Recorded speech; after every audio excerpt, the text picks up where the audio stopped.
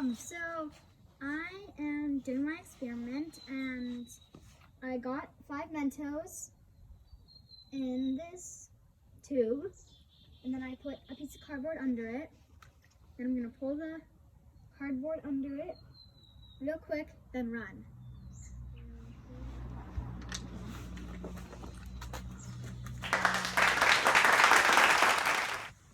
This time I'm doing the same thing except for with Diet Coke. So let's see how that works. 3, 2, 1.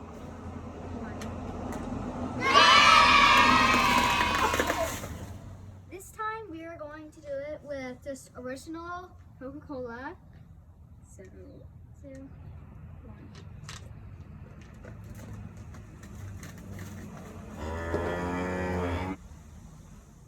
This is my last one, and this time I'm doing Perrier Lime Sparkling Soda.